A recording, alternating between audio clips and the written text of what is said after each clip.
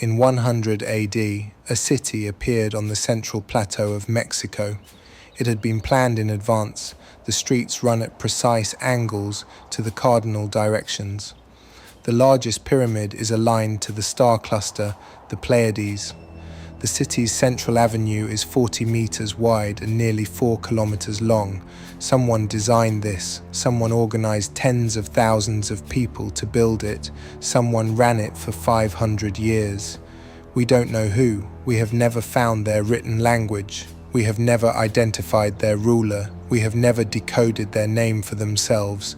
The word Teotihuacan comes from the Aztecs, who arrived 700 years after this city was already abandoned. It means roughly the place where men become gods. They were not wrong about the scale. At its height, between 350 and 450 AD, Teotihuacan was home to between 100,000 and 200,000 people. That made it one of the 6 largest cities in the world, larger than any city in Europe at the time, comparable in size to Alexandria in Egypt. It covered 20 square kilometers. It had over 2,000 apartment compounds. It had distinct ethnic neighborhoods. One excavated district appears to have housed Zapotec traders from Oaxaca. Another shows evidence of inhabitants from the Gulf Coast. Teotihuacan was not a tribal settlement. It was a metropolis. The Pyramid of the Sun is the number that stops everyone. It is 65 meters tall.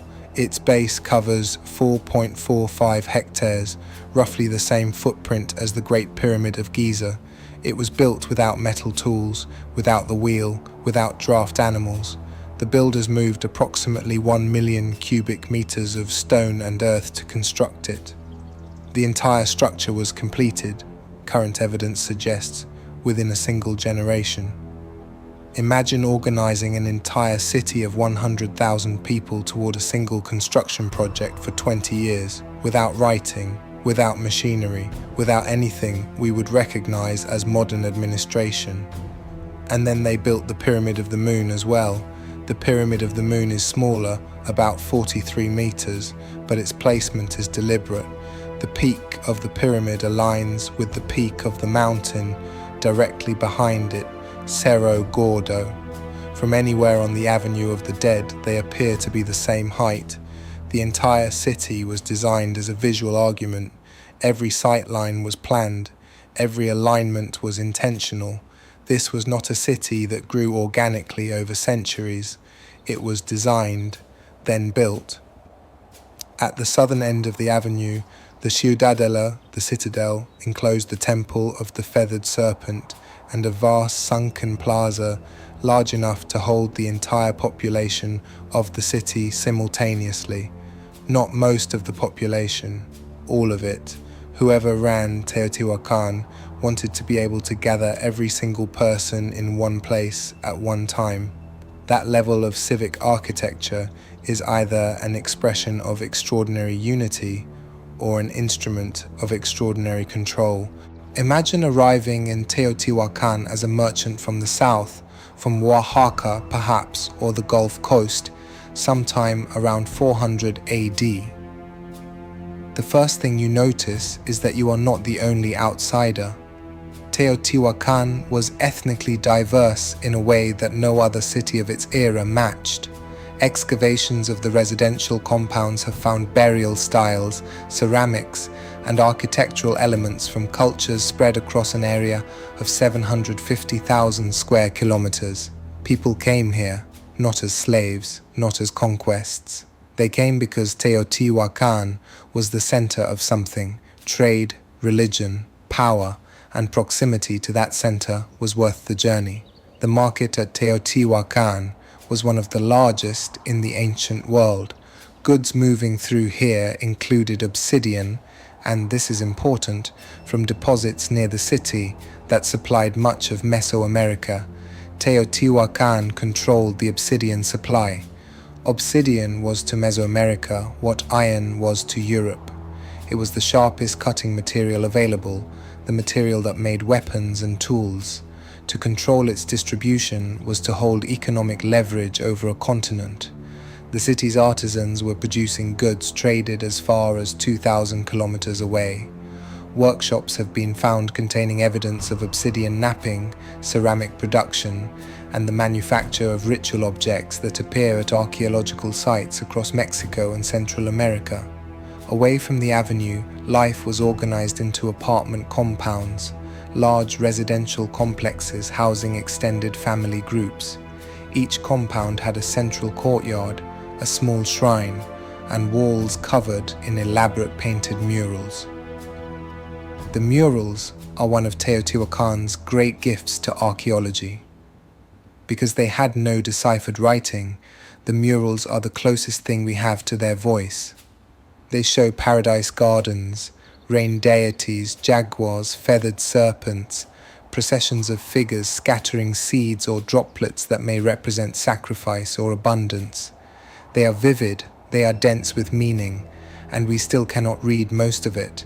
At the heart of the Ciudadela, the Temple of the Feathered Serpent confronts you with something that doesn't fit any simple narrative about ancient religion. The temple's facade alternates between two deity heads, the feathered serpent Quetzalcoatl and a more ambiguous goggle-eyed figure, sometimes called the storm god or the rain god. They project outward from the stone at intervals, staring directly at whoever walks through the plaza below. When the temple was built, it was painted. The serpent heads were jade green. The background was deep red. The goggle eyes were obsidian inlaid. They reflected light.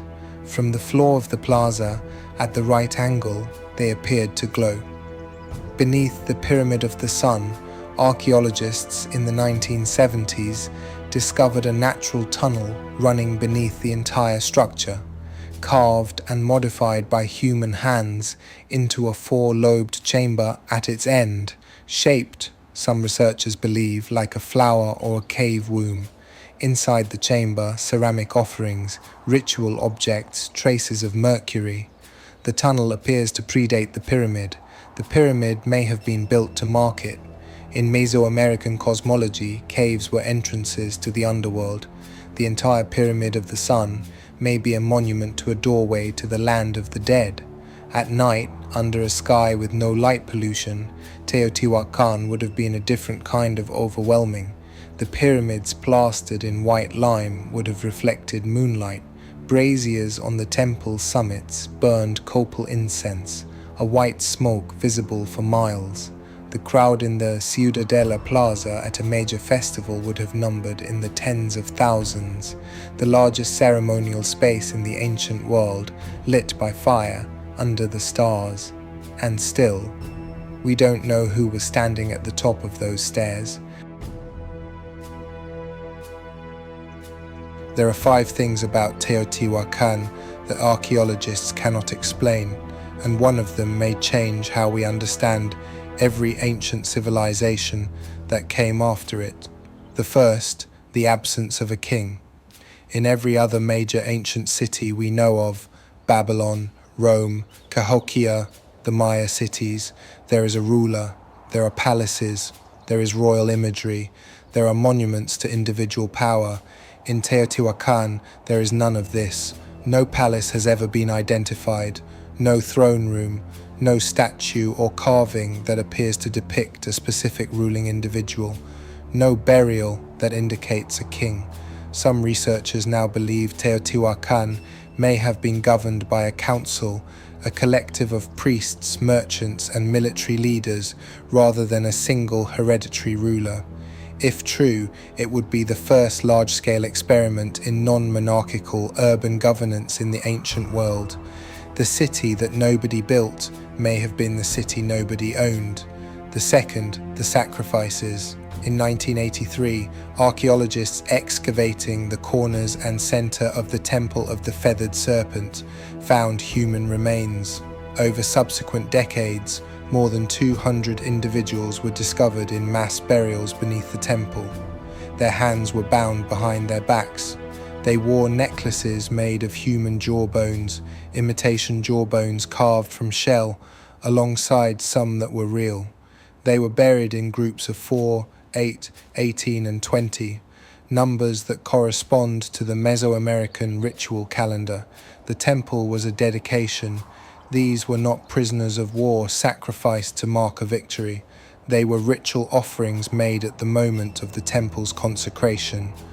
A city potentially governed without a king still found uses for human sacrifice at a scale that challenges easy categorization. The third, the mercury.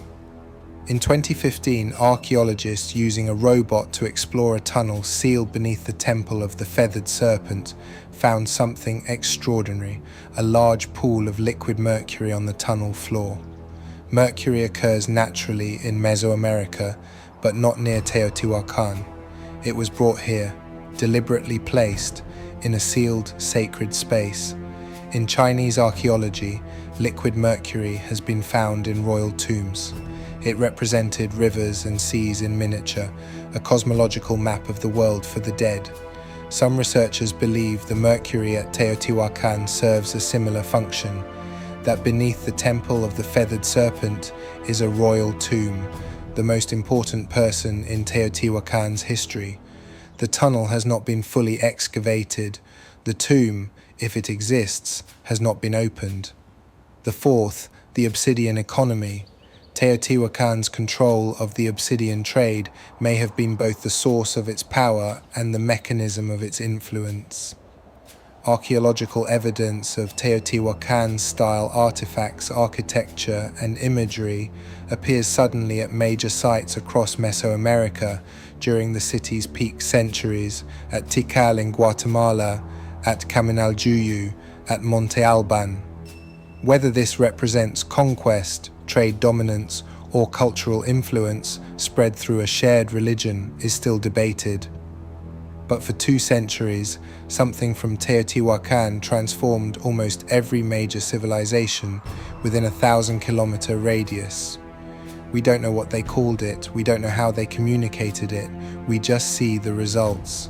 The fifth, the writing that isn't there. Teotihuacan existed for 500 years at the height of Mesoamerican civilization, surrounded by cultures with writing systems.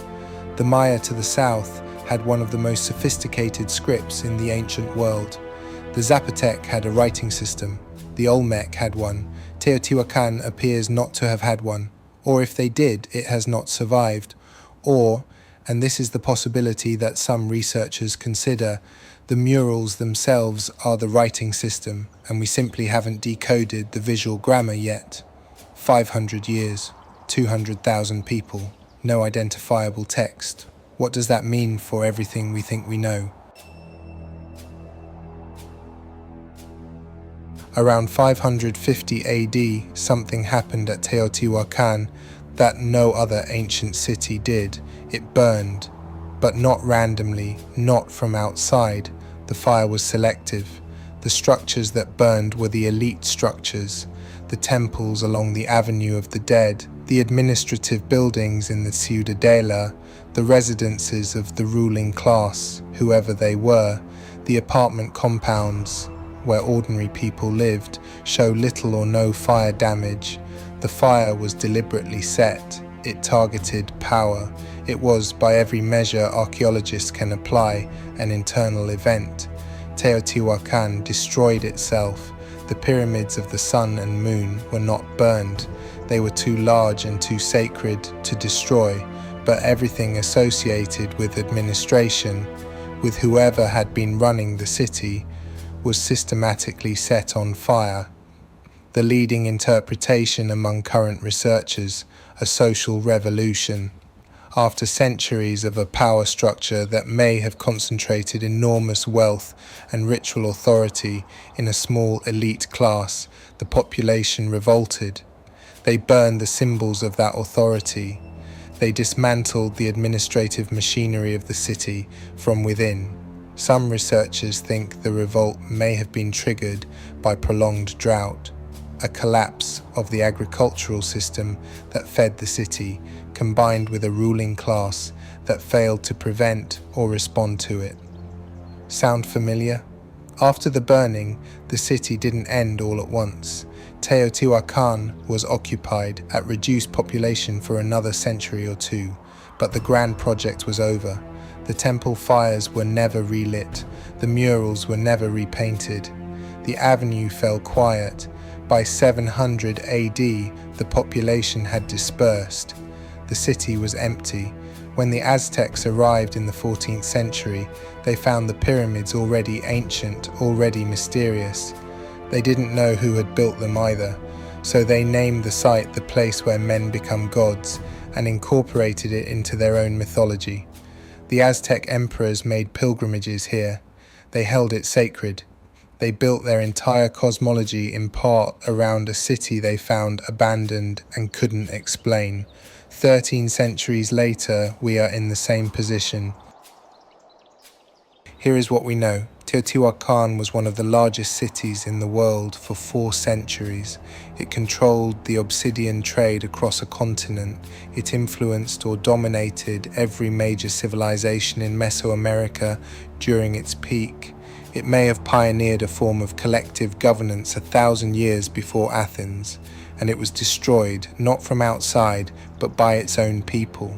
Here is what we don't know: their name for themselves, their language, the name of a single ruler, priest or general, what the Mercury tunnel is for, whether the royal tomb beneath the Feathered Serpent temple exists and who is in it, and what is almost certainly still buried.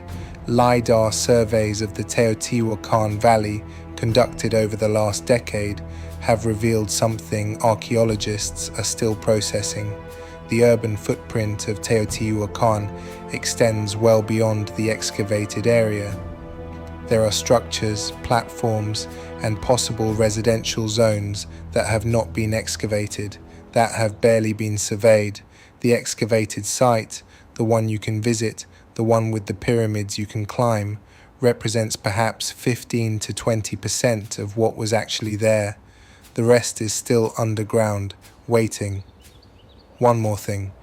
When Spanish conquistadors arrived in Mexico in the 1500s, the Aztecs told them about Teotihuacan.